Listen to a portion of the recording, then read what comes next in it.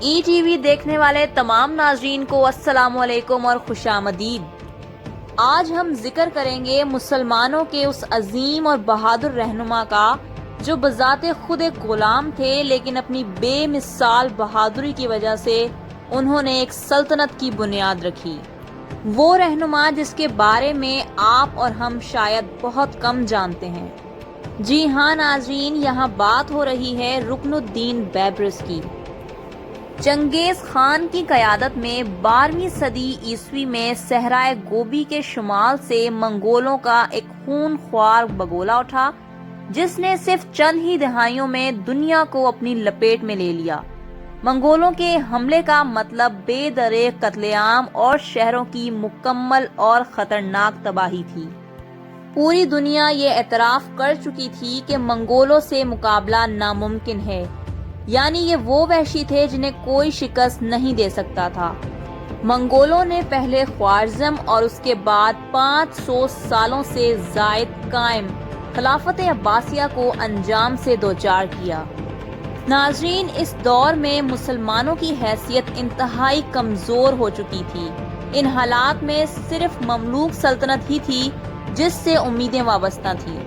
یہ وہی سلطنت تھی جس کی بھاگ دوڑ غلام اور غلام زادوں کے ہاتھ تھی۔ اب منگولوں کا اگلا ہدف یہ مملوک ریاست تھی۔ مملوک بھی منگولوں کے وحشی پن سے واقف تھے۔ وہ یہ بات جانتے تھے کہ جلد ہی یہ مارکا ہو کر رہے گا، اور بالآخر یہ مارکا ہوا۔ ستمبر 1260 مقام جالوت۔ جی ناظرین، منگول حملے کے لیے میدان جنگ میں پہنچ چکے تھے اور آج ان کے مد مقابل مملوک تھے جس کی قیادت سلطان رکن الدین بیبرس کر رہے تھے۔ ناظرین، یہ وہی بیبرس تھے جو خود چند دینار کی قیمت پر فروخت ہوئے تھے۔ کمتری اور کم وسائل کے باوجود بیبرس کو یہ جنگ مسلمانوں کی آزادی کے لیے جیتنی ہی تھی۔ جنگ کا آغاز ہوا۔ طاقتور منگول جب اپنی تلوار چلاتے تو ان کا وار روکنا نہایت ہی مشکل کام ہوتا تھا، مگر آج جب مملوک وار کو روکتے تو تلواروں کے ٹکرانے سے چنگاریاں اٹھتی۔ آج منگولوں کے مقابلے میں مملوک تھے اور ان کے جوابی وار کو روکنا منگولوں کے لیے مشکل ہو گیا تھا۔ ناظرین، منگولوں نے مملوکوں کو دہشت زدہ کرنے کی بھرپور کوشش کی، لیکن یہ وہ لشکر نہیں تھا جو ڈر کر پیچھے ہٹ جاتا، اور آخر کار منگول اس جنونی لشکر سے ڈر کر میدان جنگ چھوڑ کر بھاگنے پر مجبور ہو گئے۔ اور یہ وہم کہ منگول ناقابل شکست ہیں، یعنی انہیں کوئی شکست نہیں دے سکتا، جالوت کے میدان میں یہ وہم غلط ثابت ہوا۔ ناظرین، غلاموں نے رکن الدین بیبرس کی قیادت میں مسلمانوں کی یہ آزادی کی جنگ جیت لی اور رہتی دنیا تک یہ اعزاز اپنے نام کر لیا۔ منگولوں کو عبرتناک شکست دینے کے بعد رکن الدین بیبرس کے چرچے ہونے لگے، اور ان عظیم کارناموں کی بدولت وہ ابو الفتح یعنی فتوحات کے باپ کہلائے۔ ناظرین، منگول تو کیا، اہل مغرب بھی بیبرس کے نام سے اب ڈرنے لگے تھے۔ رکن الدین بیبرس نے اپنی شجاعت و بہادری سے منگولوں کو بھی توڑ ڈالا اور ساتھ ہی ساتھ صلیبی جنگوں کو بھی فتح کیا۔ بیبرس نے ایک کمزور فوج کو بھی فرانسیسی بادشاہ کے سامنے کھڑا کر دیا اور انہیں بھاگنے پر مجبور کیا۔ سلطان رکن الدین بیبرس مسلمانوں کے وہ عظیم ہیرو تھے جنہوں نے ان کے سیاسی وجود کی جنگ بڑی بے جگری سے لڑی۔ یہ وہ عظیم لیڈر تھے جنہوں نے کبھی پیچھے ہٹنا، مایوس ہونا اور ہارنا کبھی سیکھا ہی نہ تھا۔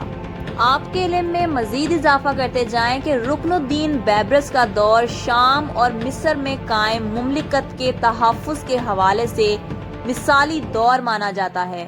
بیبرس کی بدولت خطے کے لوگ سکھ کا سانس لینے لگے تھے۔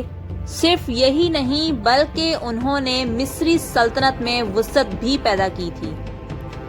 رکن الدین بیبرس کے آباء و اجداد بحرہ اسود کے شمال کے باشندے تھے۔ ناظرین، تاریخ کا مطالعہ کریں تو یہ بات پتہ چلتی ہے کہ بیبرس 12 دسمبر 1227 عیسوی سے 29 نومبر 1228 کے درمیان پیدا ہوئے۔